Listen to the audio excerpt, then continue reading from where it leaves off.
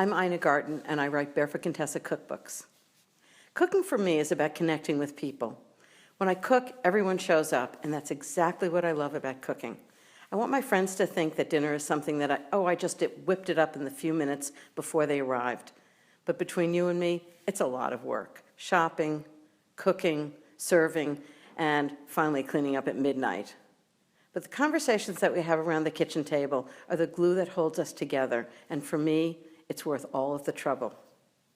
One dinner that I'll always remember is the one I made for Adam Gopnik and Richard Avedon, who were each other's best friend. Adam is an amazing writer and cook, and since he was living in Paris at the time, I wanted to honor him with a truly American dinner. I mean, nothing's more American than Thanksgiving, but the dinner was in the springtime, so I asked myself, would that be odd? I realized that yes, it would be odd, but that's exactly what would make it special. And since Thanksgiving is everyone's favorite meal, right, it would be perfect. The real secret is that roast turkey is one of the easiest meals I can make. I roast it the same way I'd roast a chicken. It's just a larger chicken, with the vegetables right in the pan. Big wedges of fennel, carrots, onions, and potatoes. So you have an entire meal in one pan.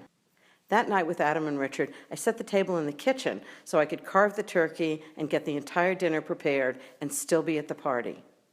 It was one of the most magical evenings I can remember, not only because the guests were so special, but also because the meal was relaxed and fun.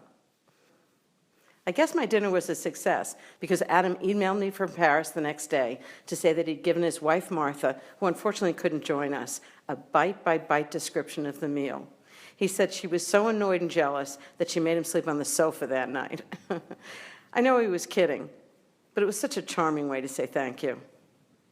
To this day, this memory reminds me that cooking isn't about impressing people, but rather about bringing them together and making them feel really good.